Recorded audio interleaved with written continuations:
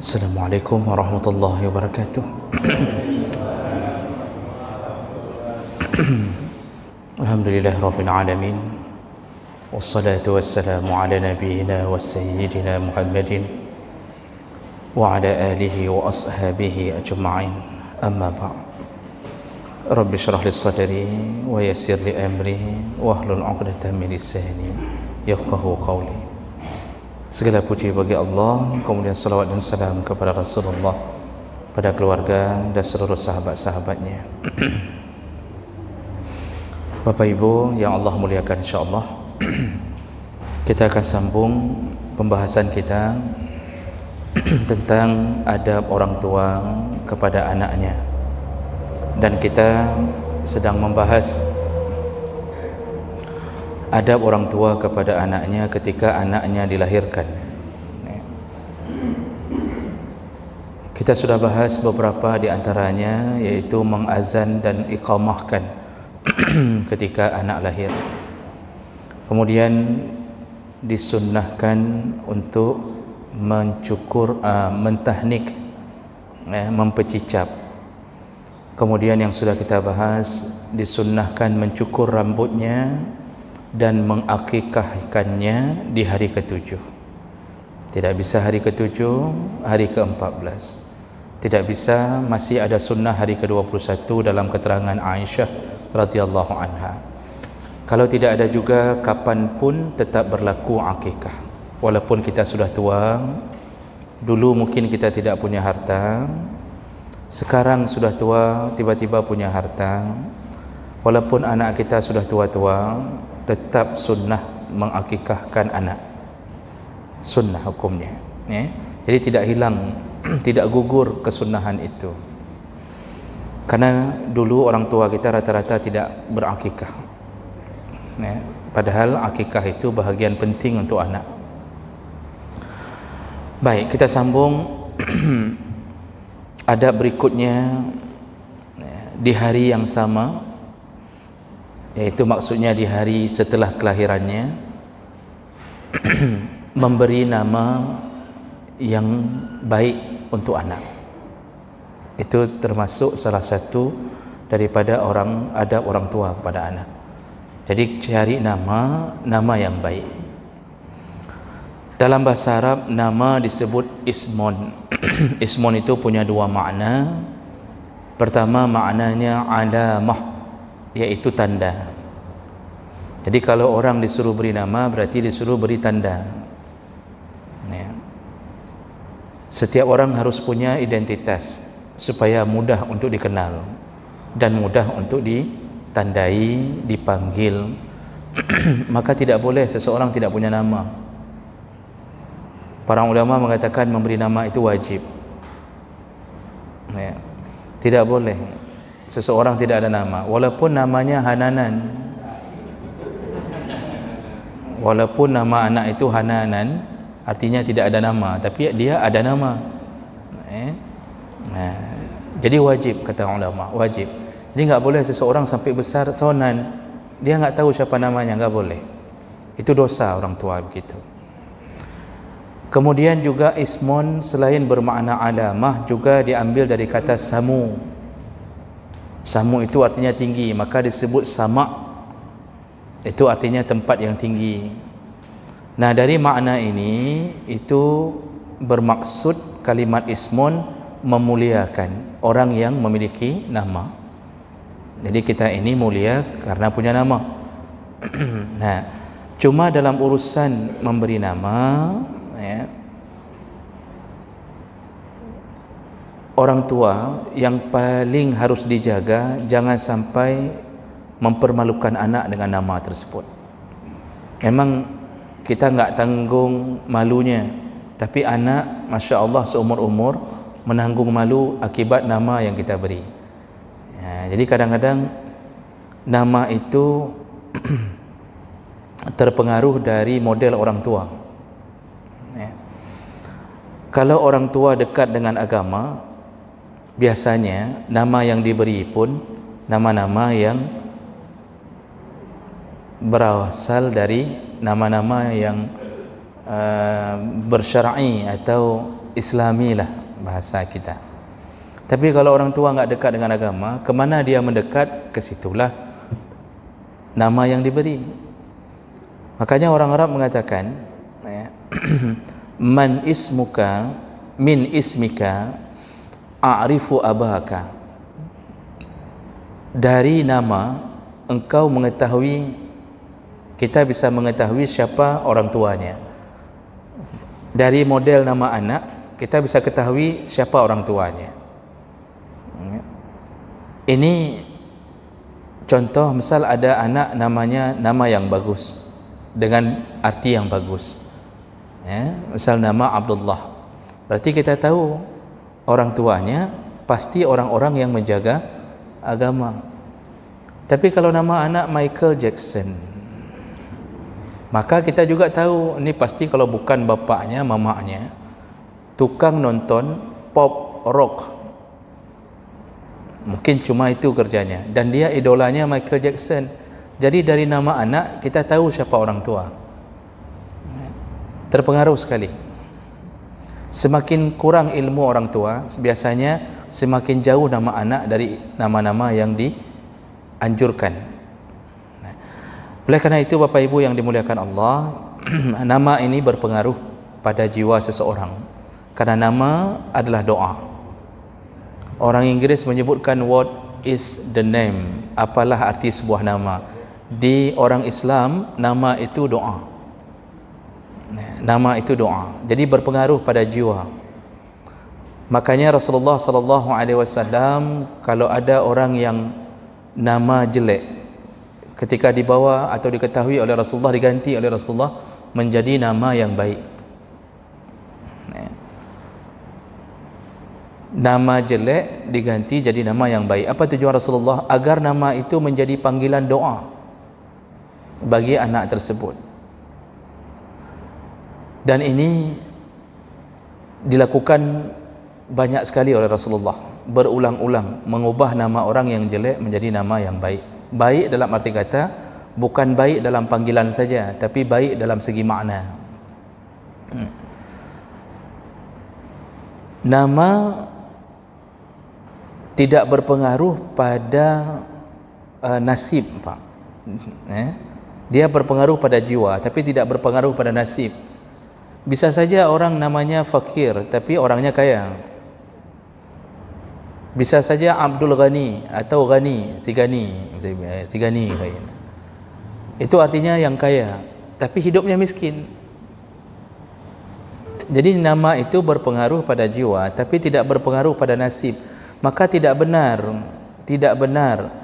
istilah orang tua kita atau orang kampung kita biasanya kalau ada anak sakit-sakitan, lalu mereka mengatakan bahawa nyo nan berat dan ini nama keberatan untuk si anak itu, atau gara-gara nama dia sakit, gara-gara nama dia nangis terus-terusan, lalu ganti nama berulang-ulang. Alasannya karena terjadi sesuatu. Itu tidak benar.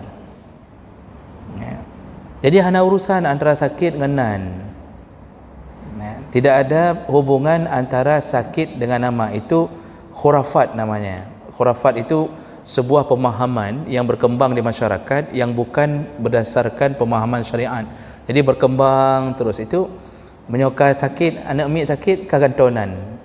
Habis gantonan pertama parah sakit, berarti dia anggap enggak cocok juga, hampir berkali-kali ganti nama. Itu bukan ke situ arahnya, ya.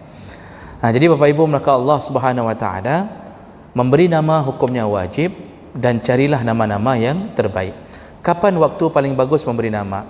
Dalam beberapa hadis tidak disebutkan waktu, tapi ada satu hadis waktu menyebutkan akikah disebutkan hari ke-7 yauma sabi'ihi, hari ke-7 disuruh akikah, lalu disuruh cukur, lalu disuruh beri nama, wa yusamma, yuhlaq wa yusamma.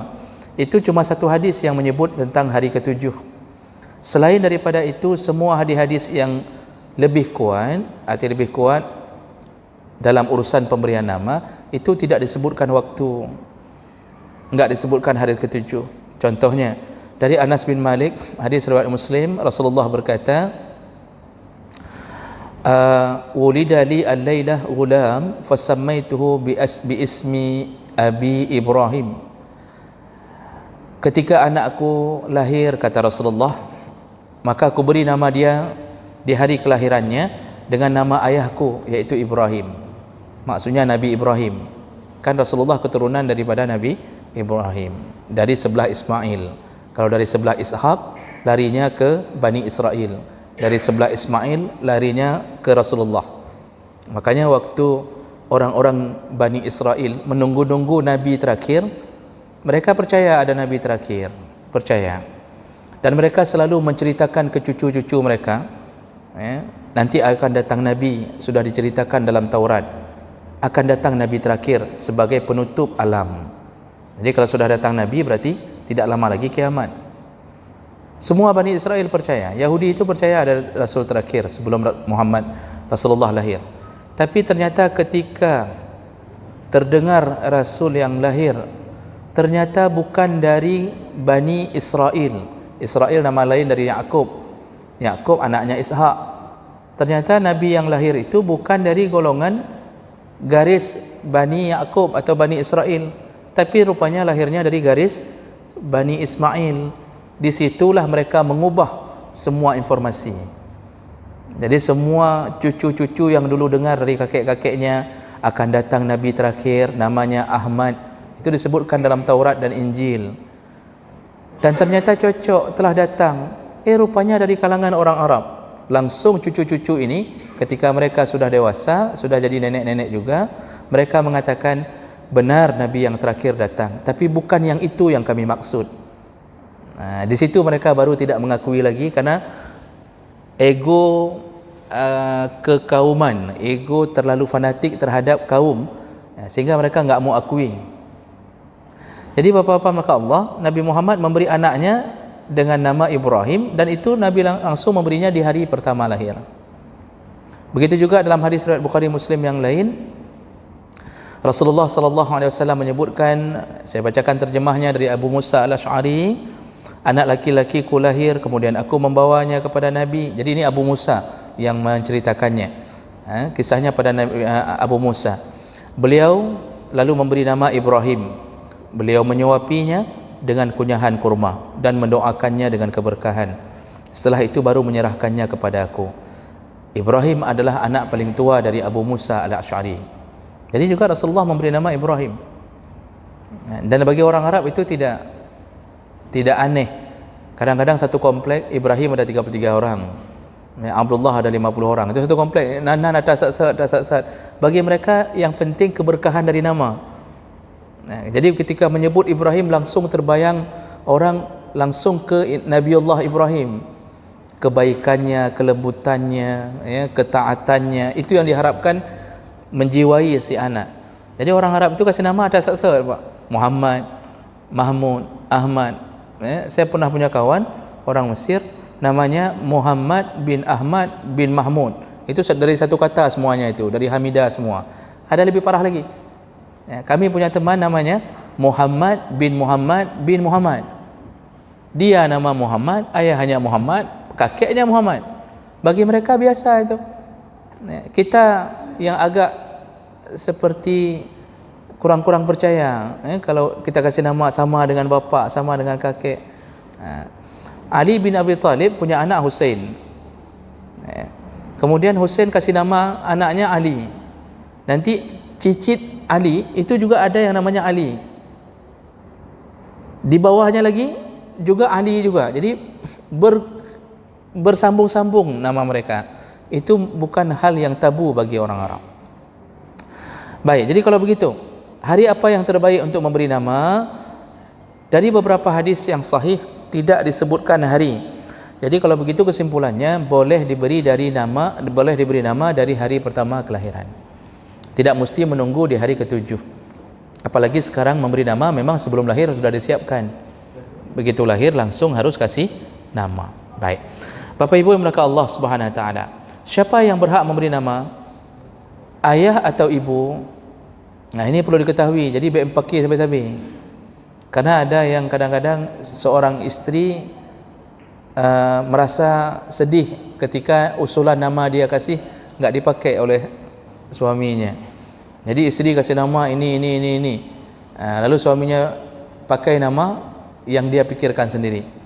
Gara-gara itu ada isteri yang minta cerai. Ini kan bangai bu lagi ya. Jadi Bapak Ibu maka Allah dalam hukum agama, siapa yang paling berhak memveto nama? Ternyata jawabannya dari para ulama adalah ayah, bukan ibu. Jadi ibu apa? Mengusulkan. Suami perlu dengar usulan isteri. Kalau istrinya salihah, kadang-kadang suami kurang berilmu juga, maka perlu dengar usulan isteri. Tapi isteri tidak berhak mengambil keputusan akhir. Yang berhak mengambil keputusan akhir adalah ayah. Jadi yang binan terakhir ayah. Kalau kira-kira kurang bagus, baru isteri mengingatkan, menasihati suami. Jadi tetap ayah. Makanya Nabi tidak pernah membuat keputusan bahwa istrinya yang memberi nama anak. Khadijah tidak pernah mengambil urusan untuk memberi nama anak. Semua Nabi yang memberikan nama anak. Jadi suamilah yang paling berhak untuk memberi nama anaknya. Baik. Berikutnya,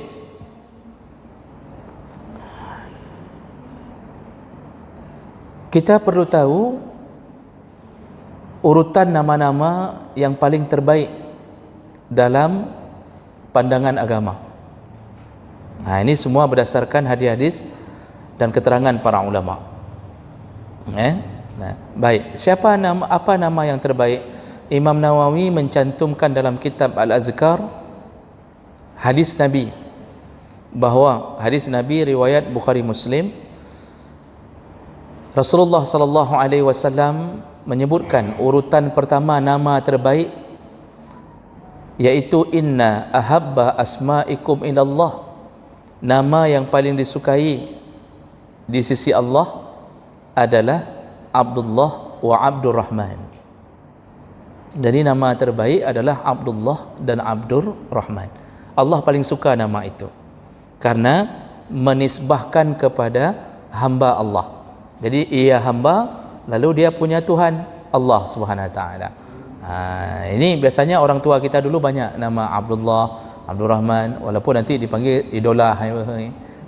Kalau Abdullah idola, kadang-kadang Abdurrahman Rahman itu.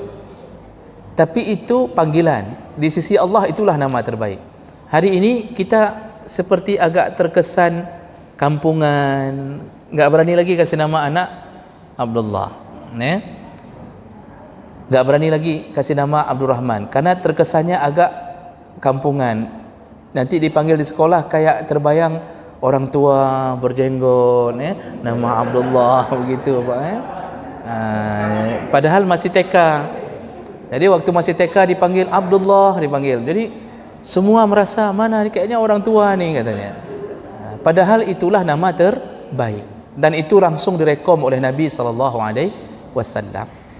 Kalaupun kita enggak mau taruh nama itu secara langsung, ya bolehlah selip-selip dengan nama sedikit.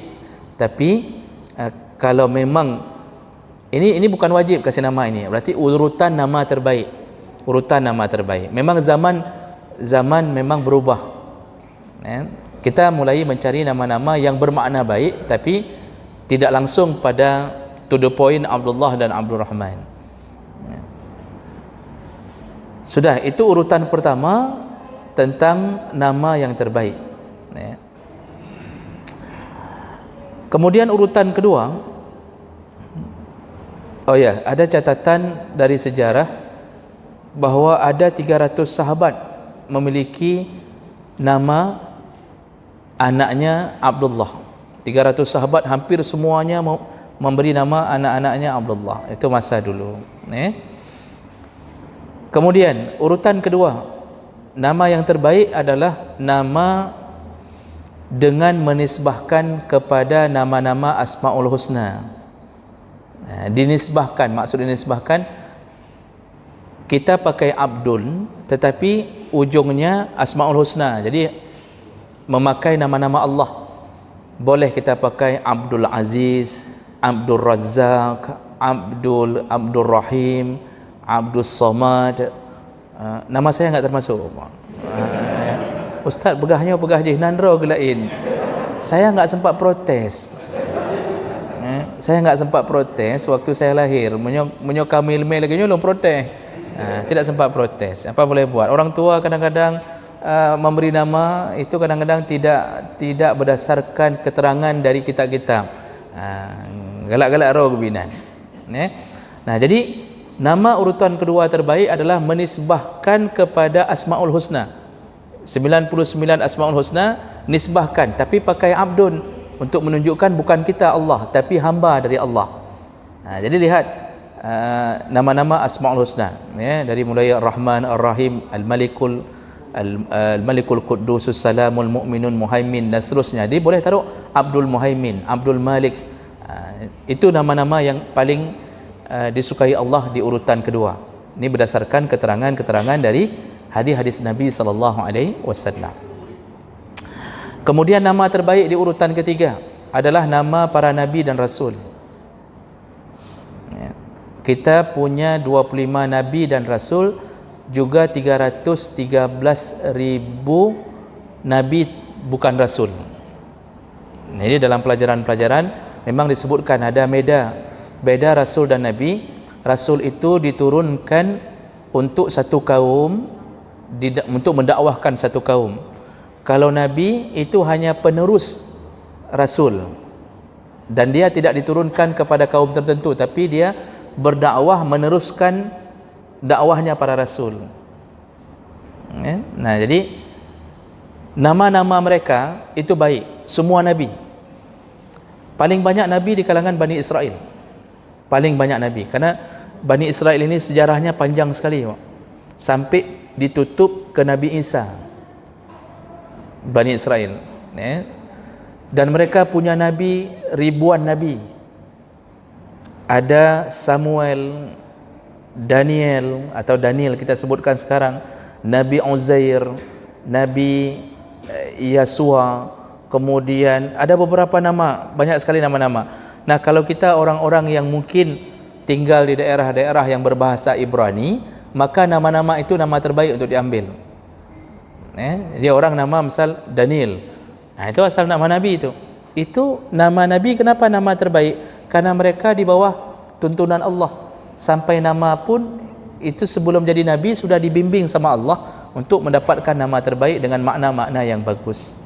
Jadi enggak ada Nabi yang namanya yang buruk. Lebih bagus lagi ambil nama 25 Nabi dan Rasul tadi. Mulai dari Nabi Adam sampai Nabi Muhammad sallallahu alaihi wasallam. Kalau kita umat Muhammad, maka nama terbaik adalah Muhammad. Tinggal cari sambungannya sedikit. Tapi cari makna yang baik. Cari makna yang baik. Nama Nabi ini, Pak, itu dimaksudkan agar terjiwai. Jadi ketika orang manggil, terjiwai tentang sifat Nabi. Karena semua Nabi itu tidak ada catatan Nabi yang jahat. Semua Nabi dan Rasul itu semuanya baik. Maka dengan memberi nama-nama Nabi, maka kita diharapkan punya sifat Nabi menempel pada anak kita, walaupun tidak sempurna. Rasulullah sallallahu alaihi wasallam dalam hadis riwayat Bukhari Muslim mengatakan, tasammu bi ismi wala takinnu bi kunyati. Berilah nama-nama anak kalian dengan namaku. Kata Rasulullah, berilah nama-nama anak kalian dengan namaku, tapi jangan pakai kunyahku. Kata Rasulullah, kasih nama Muhammad baik, tapi jangan pakai kunyah. Kunyah itu gelar Nabi. Apa gelar Nabi? Abul Qasim. Itu salah satu gelar Nabi yang paling terkenal, Abul Qasim. Maksudnya bapaknya Qasim, karena anak Nabi yang pertama adalah Qasim. Nah, itu jangan dipakai. Tapi nama Muhammad direkom sendiri oleh Nabi. Pertama, nama itu sebelum Nabi Muhammad lahir sudah ada dalam kitab-kitab terdahulu dengan cabang dasar bahasa Arab, yaitu Ahmad. Yang kedua, tidak ada satupun yang memakai nama Muhammad ketika Rasulullah lahir. Belum ada satupun yang pernah memakai nama itu. Jadi Allah memberi ilham kepada Abdullah memberi nama anaknya Muhammad, ada yang mengatakan kakeknya beri nama Abdul Muttalib. Itu belum ada satu pun. Maka orang jahiliyah ketika dengar nama Muhammad, mereka bingung, artinya belum pernah ada nama itu sebelumnya. Dan ini menunjukkan kekhususan Nabi SAW. Jadi Bapak Ibu, kalau punya anak berikutnya yang sudah ada, nggak usah dirubah. Tapi kecuali bermakna jelek. Kalau bermakna jelek itu dirubah. Tapi kalau maknanya bagus tidak usah dirubah. Tapi kalau punya anak lagi, maka ambillah urutan yang pertama seperti yang kita sebutkan tadi, nama-nama terbaik. Kalau enggak suka Abdullah, Abdul Rahman, ambil dengan nama Asmaul Husna yang lain, atau pakailah nama-nama Nabi. Berikutnya, urutan keempat, nama-nama terbaik, yaitu dianjurkan dalam hadis Al-Mughirah bin Syu'bah menyebutkan bahawa nama-nama terbaik termasuk memberi nama orang-orang saleh sebelum kita. Setelah nama Nabi, orang-orang saleh sebelum kita boleh diberi nama untuk anak. Contohnya kalangan sahabat, itu nama yang baik kalau memberi nama Abu Bakar, Umar, kemudian Utsman, Ali, itu nama-nama terbaik. Atau sahabat-sahabat yang lain yang dijamin surga 10 itu, atau semua nama sahabat, karena hampir semua sahabat itu memang orang-orang yang berjuang untuk menegakkan agama, dan mereka semua kita harapkan bisa sedikit mengalir ke dalam jiwa anak kita. Makanya alhamdulillah kita tinggal Pak di Aceh ini, salah satu kelebihannya tidak asing memberi nama-nama seperti begitu. Jadi nama orang tua kita juga banyak, Abu Bakar, kemudian Umar, dipanggil Umar kadang-kadang, atau Ali, itu dipanggil Li, dipanggil A-nya hilang, apa Li kadang-kadang begitu. Pokoknya yang ada Li sebagai Rusli, Li juga, Ali, Li juga. Nah ini tidak mengapa, panggilan di kampung tidak mengapa, yang penting nama dia adalah nama-nama orang yang saleh. Begitu juga perempuan. Perempuan itu kalau bisa kasih nama dengan nama-nama orang salehah sebelumnya. Contoh isteri-isteri Nabi, Khadijah, Saudah, Hafsah, Zainab, Ummu Salamah, Juwairiyah, Ummu Habibah, Safiyah, Maimunah. Itu kan nama-nama mama-mama dengan nenek-nenek kita. Sama, hari ini terkesan agak seorang nana Maimunah, agak malai baca Maimunah nan, seorang nana Hafsah, membayang Tuhan tak. Padahal dalam rekomendasi nama, ini nama-nama terbaik. Jadi nama-nama orang saleh yang sebelumnya, siapa orang saleh itu ukurannya orang saleh dulu Pak. Orang-orang saleh masa-masa lalu, itu bisa diberikan nama kepada anak-anak kita. Berikutnya urutan kelima, nama-nama terbaik. Ini didapatkan dari kitab-kitab tentang tarbiyatul aulad, cara mendidik anak. Urutan kelima adalah yang memenuhi syarat-syarat dan adab tertentu. Apa contohnya?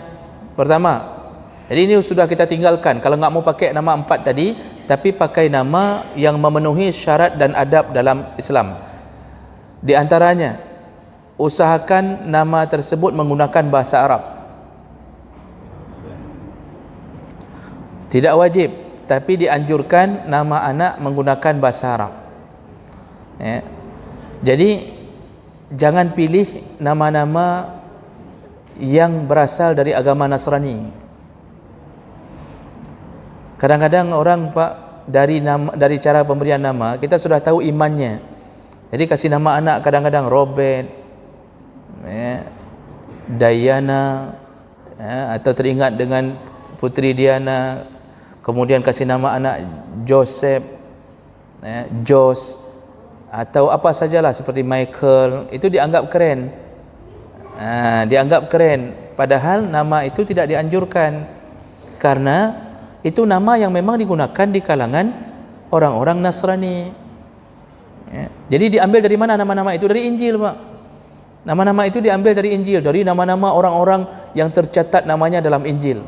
Lalu kita pakai adik kita. Jadi kita lebih suka nama-nama Injil daripada nama-nama yang ada dalam Al-Quran. Jadi usahakan bahasa Arab ambil yang bermakna baik.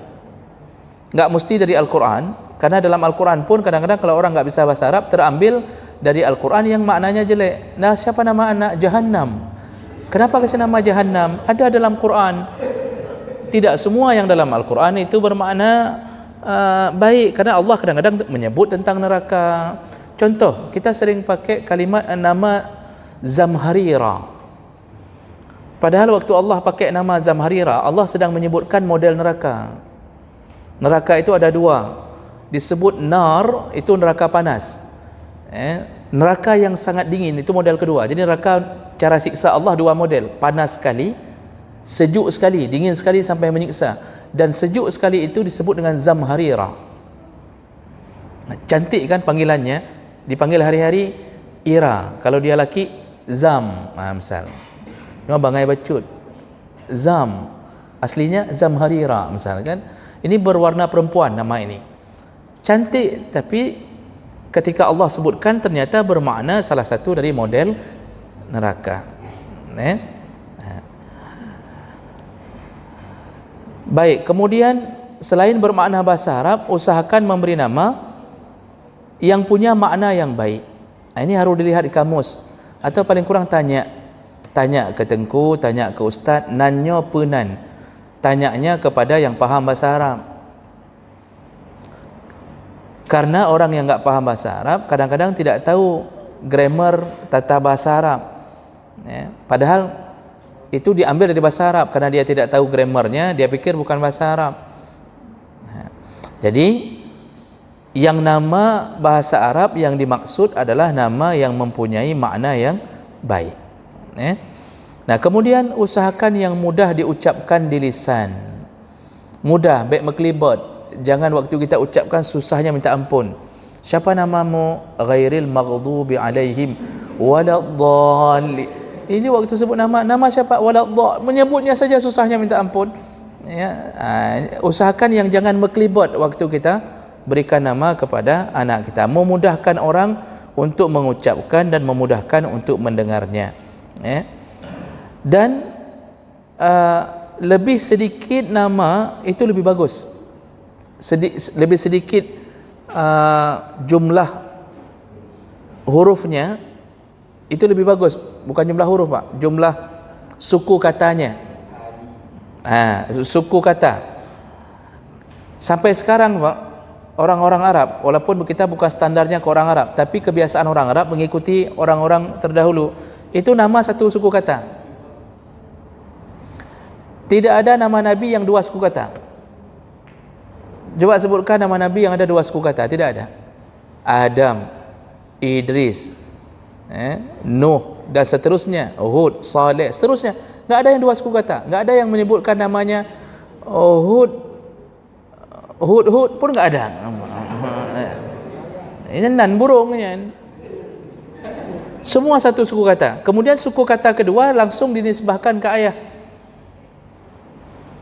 Itu lebih sedikit suku kata, itu lebih cocok dengan ajaran dari masa Nabi. Dan nama yang kasih nama Adam siapa? Allah. Kenapa Allah tidak mengkerenkan nama Adam? Adam Smith misal, atau Adam apa misal? Enggak ada, langsung satu suku kata. Hawa yang kasih nama siapa? Allah kasih nama Hawa. Enggak ada suku kata kedua. Maka tidak baik semakin banyak 5 suku kata, itu sudah enggak baik. Pertama, enggak baik memang mengira itu ada 5 orang yang berbeda. Yang kedua, susah dipanggil. Yang ketiga, nama itu sering hilang dalam panggilan. Jadi nama panjang, yang dipanggil cuma sedikit. Jadi tidak bermakna juga. Yang keempat, waktu ngisi kolom UAN, ujian akhir nasional, itu paling susah kita yang punya nama panjang-panjang. Paling susah. Itu membulat-bulatkan waktu PNS, susah sekali dengan nama yang panjang itu. Jadi jangan buat anak kita susah dengan urusan nama panjang. Kadang-kadang ada orang, Pak, kasih nama itu biasanya dari kalangan keraton, kasih nama Andika Syarifuddin Guntur Prasetyo misal. Ini contoh-contoh ini misal. Atau Linggar Simping Pembayun Retno Utami, itu dipanggil Tami. Yang lain kan Teboh sakai. Tidak ada kerennya. Maka nama urutan yang pilihan satu suku kata. Selanjutnya lengketkan dengan nama ayah. Nama Nazli. Nama ayah siapa? Kenapa bapak yang tahu? Nama ayah Hasan, sudah Nazli Hasan, begitu saja. Yang contoh barang saja bapak. Tapi begitulah maksudnya. Memang begitu ajaran terdahulu. Nama cukup satu. Zulkarnain sudah Zulkarnain. Zulkarnain itu bukan dua suku kata. Zul makna. Zul itu mempunyai artinya. Karnain bisa mempunyai dua kebijaksanaan, bisa bermakna mempunyai dua tanduk. Jadi Zulkifli itu satu suku kata. Baik. Jadi inilah urutan nama-nama yang terbaik di dalam Islam. Nanti ini saya buka dulu tanya jawab. Berapa menit lagi kita? 10 menit lagi. Itu saya habiskan sedikit lagi Bapak. Ada nama-nama yang diharamkan. Ini yang perlu kita tahu Bapak. Ada nama-nama yang diharamkan. Dan ini disebutkan dalam banyak kitab tentang mendidik anak. Yang pertama, nama yang diharamkan yaitu nama yang disandarkan kepada nama selain Allah, dinisbahkan kepada nama selain Allah. Jadi kita memakai Abdun, tetapi bukan nama Allah yang kita pakai di ujungnya, tapi nama-nama makhluk. Misal kita memberi nama Abdul Rasul, berarti hamba Rasul, itu haram. Atau memberi nama Abdul Muhammad, hamba Muhammad, haram. Atau memberi nama Abdul Husain, Abdul Hasan, hamba Hasan, hamba Husain, haram. Apalagi memakai nama-nama berhala, Abdul Uzza, haram.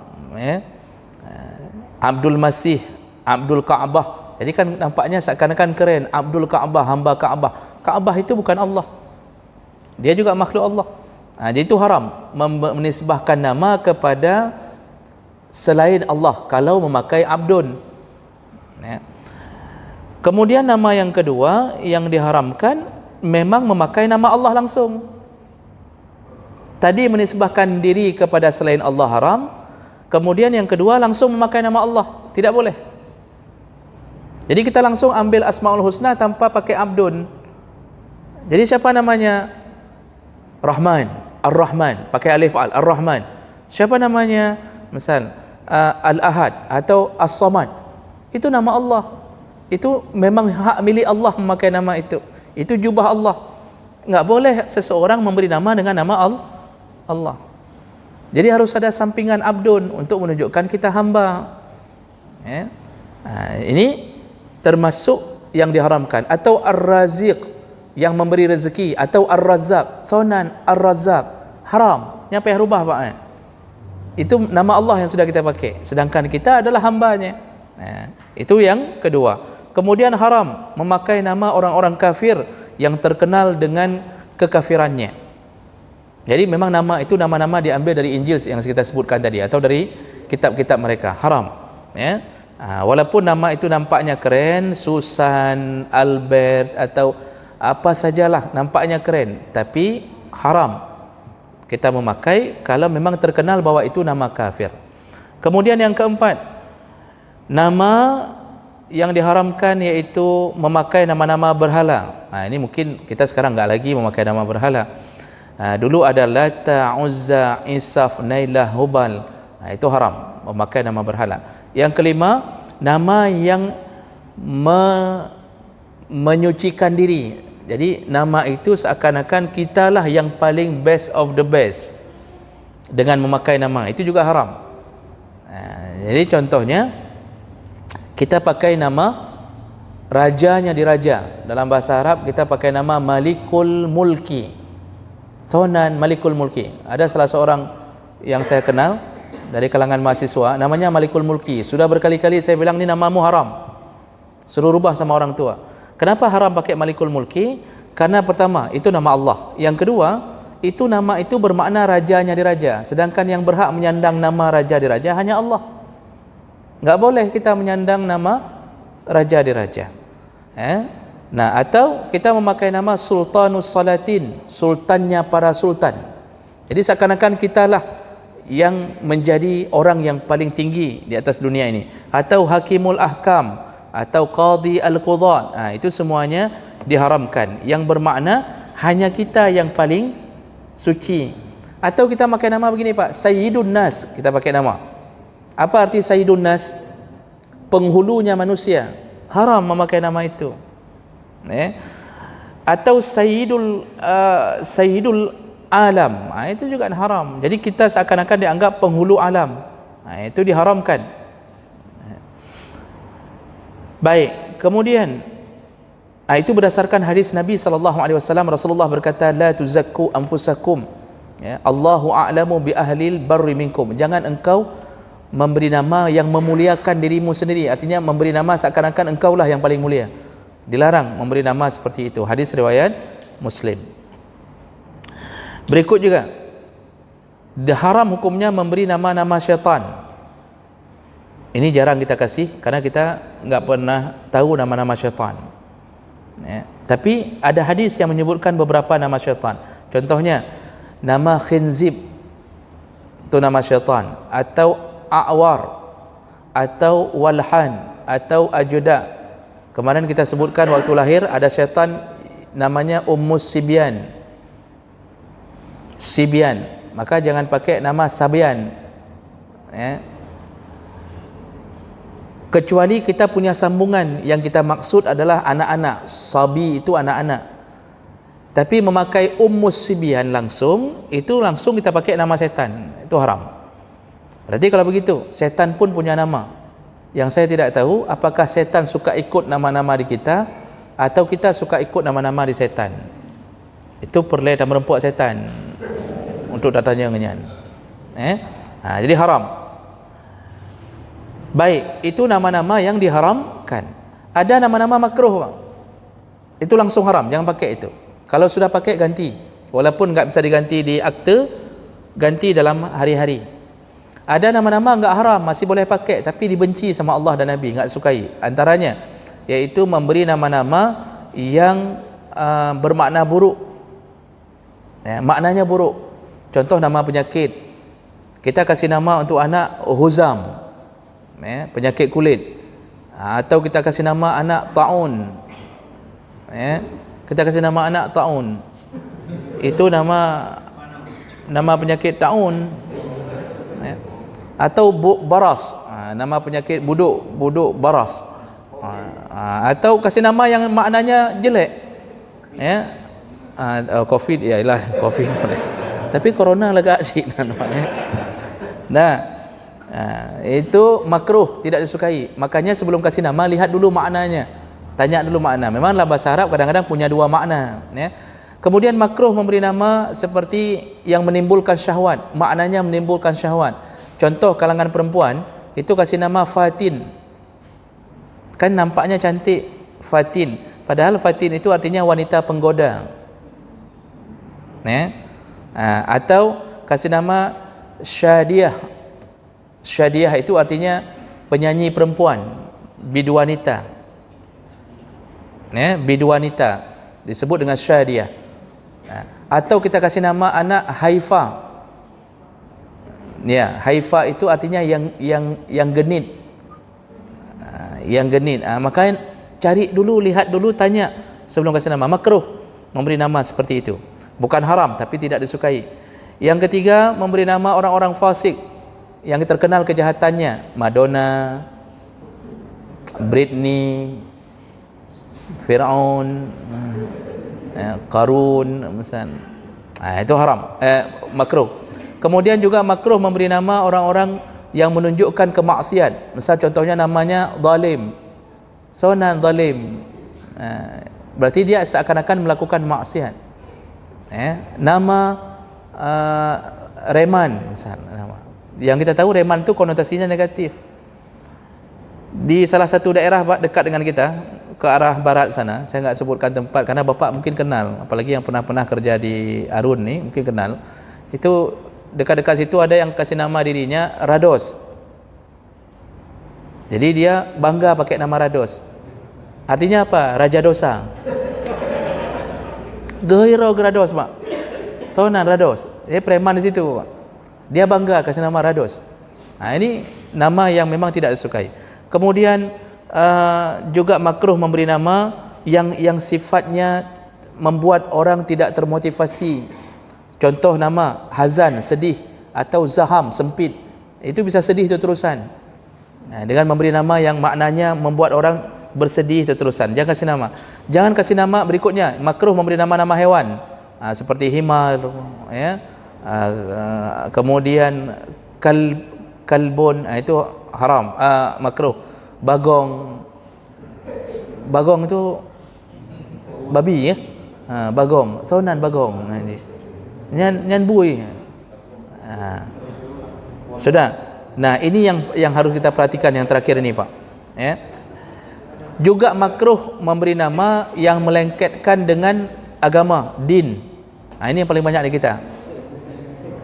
Makruh melengketkan dengan nama agama. Contohnya disebutkan sini, Muhyiddin, ya. Kemudian Nuruddin, Diyauddin, Syamsuddin. Kan selama ini terkesan nampaknya agama baik.